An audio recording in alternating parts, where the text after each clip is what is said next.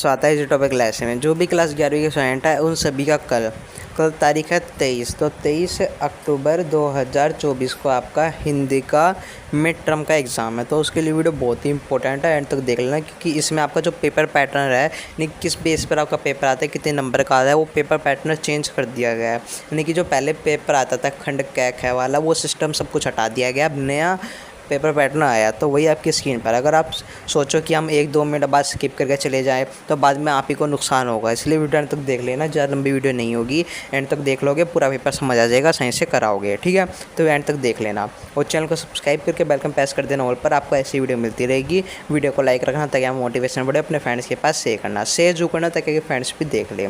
करते हैं video start. यहाँ पर आप देख सकते हो ये हिंदी ऐच्छिक का पेपर है, पेपर कोड है 002, ये पेपर कोड होता है, ठीक है। कक्षा 11वीं का है और 2024-25 यानी इसी साल का नया ऑफिशियल। यहाँ पे आप देख सकते हो जो आपका पूरा पेपर होगा उस प्रश्न पत्र में आपके 3 खंड होंगे, यानी 3 पार्ट होंगे, कै ख और गै, यानी ABC, ठीक है। इस तरीके से आप समझ सकते हो। खंड क्या होगा, जो होगा अपठित बोधनम पदायित प्रश्न पूछे जाएंगे, यानी खंड क्या होगा वो आपके अपठित बोधनम होंगे, ठीक है, यानी कह सकते हो पैसेज टाइप होंगे, ठीक है।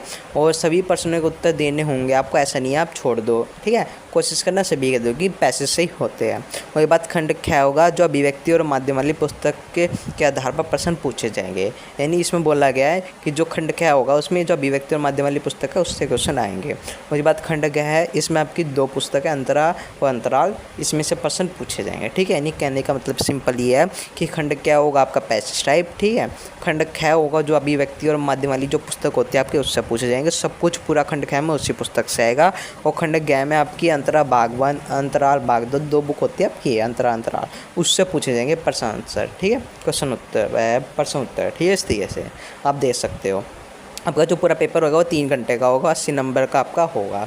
अब यहाँ पे समझो किस तरीके से होगा, यानी जो खंड क्या होगा वो होगा पठित बोधनम, यानी अपठित बोधनम वाला होगा, ठीक है, बोध वाला अपठित बोध, ठीक है। अब इसमें पहला है अपठित गद्यांश, तो अपठित गद्यांश होगा ये आपका 10 नंबर का, नहीं पहले क्वेश्चन 10 नंबर का आएगा जिसमें आपका पैसेज दिया होगा। अब जो पैसेज के वो होंगे प्रश्न वो आपके सारे MCQ वाले नहीं होंगे, आप समझो किस तरीके के होंगे। टोटल 10 नंबर का होगा पहला क्वेश्चन, जिसमें से शुरू के 3 क्वेश्चन आपके बहुविकल्पीय होंगे, नहीं MCQ type, 3 question MCQ type, 1 question आपका 1 नंबर का होगा जो आपका बड़ा होगा क्वेश्चन, यानी इसमें आपको क्वेश्चन दे दिया जाएगा, उसमें कोई ऑप्शन नहीं होगा, उस क्वेश्चन का आंसर आपको पैसेज में से ढूंढ कर लिखना है, ये 1 नंबर का होगा। उसके बाद आपके 3 बड़े क्वेश्चन होंगे, नहीं अति ये लघु उत्तरात्मक प्रश्न, नहीं लघु उत्तरात्मक मतलब ज़्यादा मार्क्स के होंगे, नहीं 2-2 नंबर के होंगे, 3%, ठीक है। इस तरीके से 10 नंबर हो जाएंगे। आपको समझ नहीं आया फिर समझा दे।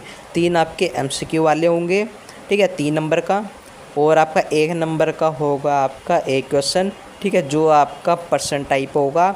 उसके बाद 3% होंगे आपके 2-2 नंबर के, ठीक है, यानी 2-2 नंबर के 3% होंगे। ये भी आपका उसी तरीके से होगा कि आपको पर्सन टाइप, ठीक है, नहीं पर्सन को पढ़ना है, पैसेज में से आंसर लिखने हैं आपको आंसर टाइप, ठीक है। इस तरीके से होगा 10 नंबर का। उसके बाद दूसरा है 8 नंबर का क्वेश्चन होगा, जो दूसरा होगा ना पर्सन 2 वो 8 नंबर का होगा। अब इसमें भी वही है, अपठित पद्यांश सा दिया होगा आपको, ऊपर गद्यांश नीचे पद्यांश। पद्यांश होता क्या है कि एक आपको कविता टाइप दी होती है, ठीक है, ये होती है पद्यांश। अब इसमें आपका 3 नंबर का तो MCQ होगा, ठीक है, 3 नंबर का MCQ वाले हैं, यानी 3 क्वेश्चन होंगे MCQ वाले जो 3 नंबर के होंगे, और 1% होगा आपका 1 मार्क्स का, और 2% होंगे आपके 2 मार्क्स के, ठीक है। अब जो ये 1 और 2 मार्क्स के क्वेश्चन आंसर है ये आपका आंसर पैसेज में से उठा के लाइन लिखनी होगी, MCQ वाले नहीं होंगे। सेम कंडीशन पहले वाले क्वेश्चन में भी है, इसमें जो आपके 1 और 2 नंबर के क्वेश्चन है वो आपके पैसेज में से उठा कर आपको लिखनी है, ठीक है। बस 3-3 नंबर के आपके इन दोनों में, ऊपर नीचे वाले में 3-3 नंबर के, सिर्फ ये मान के चलो 3-3 नंबर के 6 क्वेश्चन होंगे, 3 नंबर का ऊपर 3 नंबर का नीचे, 6 क्वेश्चन आपके MCQ वाले होंगे। उसके बाद खंड ख होगा जो अभिव्यक्ति और माध्यम वाली पुस्तक से पूछा जाएगा, ये होगा आपका 22 नंबर का, यानी 18 नंबर का खंड क रहेगा, और खंड ख होगा जो 22 नंबर का होगा अभिव्यक्ति और माध्यम वाली पुस्तक से।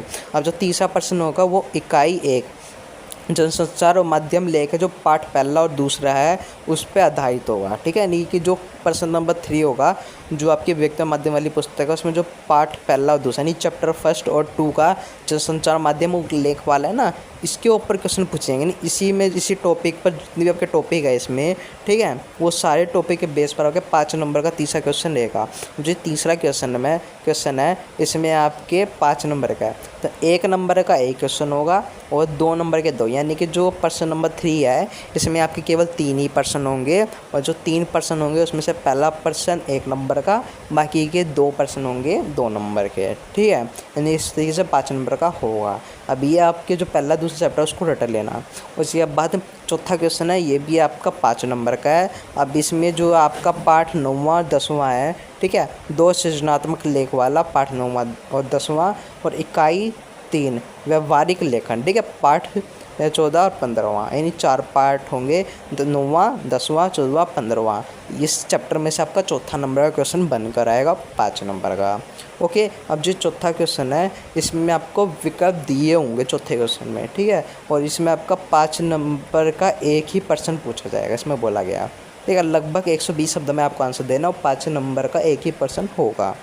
समझ आइए नहीं, चौथा क्वेश्चन सिर्फ आपका 5 नंबर का आएगा, ऐसा है कि 5 नंबर क्वेश्चन दे देंगे, चैप्टर से पूछ लेंगे, उठा के आपको आंसर अपने आप खुद लिखना होगा, ठीक है, तो ये चैप्टर आप पढ़ जाना। तो 5वां है, 5वां क्वेश्चन होगा 5 नंबर का। अब जो 5वां क्वेश्चन है इसमें आपका 5 नंबर का एक ही पर्सन होगा, और इसमें आपका 3 में से एक चीज़ पूछी जाएगी, या तो आपको औपचारिक पत्र दे दिया जाएगा, ठीक है, इसमें आपको ऑप्शन दिया होगा, ऊपर वाला करो या नीचे वाला, अथवा ऑप्शन दिया होगा, इसमें एक औपचारिक पत्र कर जाना, स्मृति लेखन और रोजगार संबंधित आवेदन पत्र, यानी इन तीनों में से कोई 2 चीज़ आपसे पूछी जाएगी, उसमें से एक आपको करना होगा। ओके, यानी इस तरीके से होगा, और इसमें जो लिखने का वो होता है शब्द, वो 100 शब्दों में आपको लिखना होगा।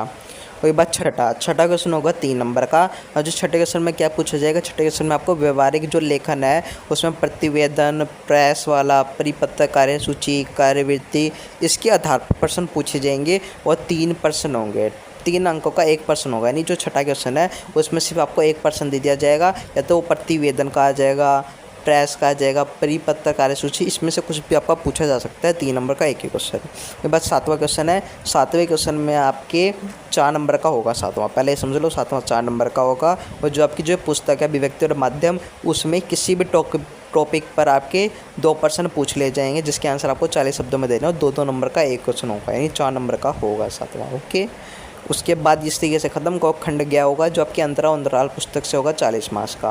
अब इसमें आपके गद्यांश काव्यांश होते हैं, ठीक है, आप समझो। ये 8वां क्वेश्चन ये 5 नंबर का होगा, और इसमें आपका 1 अंक वाले 5 प्रश्न होंगे, यानी 5 क्वेश्चन आपके MCQ वाले पूछे जाएंगे 8वें में, ठीक है, यानी 8वां क्वेश्चन MCQ वाला रहने वाला, 5 क्वेश्चन होंगे, 5 आपको करना है 5 नंबर का। उसके बाद 9वां आपका काव्य खंड से होगा, ठीक है, और इसमें आपके 2 प्रश्न पूछे जाएंगे, 2-2 मार्क्स के होंगे, यानी 9वां क्वेश्चन आपका 4 मार्क्स का होगा, और ये आपके काव्य खंड वाले से पूछे जाएंगे, जितने भी काव्य खंड में चैप्टर है उसी में से आपके 3 प्रश्न पूछे जाएंगे, कोई 2 करने हैं, ठीक है, इसमें आप एक छोड़ सकते हो 90 में 3 पार्ट होंगे, 1 पार्ट छोड़ देना, 2 कर लेना। ओके, इस तरीके से होगा। उसके बाद 10वां है, अभी 10वें में आपको काव्यांश वाले से होगा, इसमें आपको काव्यांश दे दिया जाएगा, उसकी आपको 6 प्रसंग व्याख्या करनी है, काव्यांश को पूरा एक्सप्लेन करना है, हिंदी में क्या मतलब होता है गद्य, है ना, उसकी 6 प्रसंग व्याख्या करनी है, और ये 6 नंबर का होगा, और इसमें आपको 100 शब्दों में करना पूरा, और ये बड़ा नंबर का है।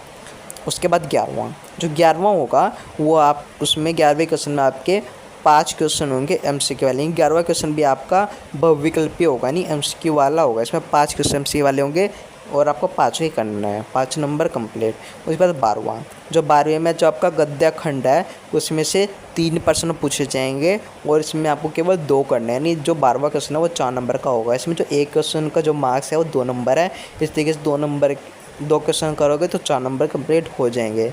इस तरीके से 12वां आपका हो जाएगा 4 नंबर का, और एक इसमें आप छोड़ सकते हो 12वें में आपके 3 क्वेश्चन होंगे, 1 क्वेश्चन छोड़ के 2 कर लेना, ठीक है। उसके बाद 13वां, अब जो 13वां है ये आपका गद्यांश की 6 प्रसंग व्याख्या करनी है। जो 13वां क्वेश्चन है उसमें भी एक गद्यांश आपको 1 क्वेश्चन दे दिया जाएगा, जिसको आपको क्या करना है, 1 क्वेश्चन दिया जाएगा, उसकी आपको 6 प्रसंग व्याख्या करनी है, ठीक है, जैसे आपका ऊपर वाला क्वेश्चन था, ठीक है, सेम वैसे ही ये 13वां क्वेश्चन है, 6 नंबर का होगा, इसमें भी आपको व्याख्या ही करनी होगी, 2 क्वेश्चन आपके व्याख्या वाले आएंगे 6 नंबर के। वही बात जी, ये 14 है, आपका पूरे पेपर का आखिरी क्वेश्चन होगा, और ये आपका अंतराल के पार्ट से 3 प्रश्न पूछे जाएंगे, ठीक है, कि 2 प्रश्नों के उत्तर देना 10 नंबर का, अब ये सबसे इम्पोर्टेंट है। अब भारी भरकम चीज़ तो यही होगी, ठीक है। अब इसमें क्या बोला गया, इसमें बोला गया है कि जो 14 क्वेश्चन है, 14वां क्वेश्चन है, उसमें आपके 2% होंगे, सिर्फ 2% होंगे ओनली जो आपको करना है। इसमें आपको 3% दिए होंगे, 14 में आपके 3% होंगे। 1% का जो मार्क्स होगा वो 5 होगा।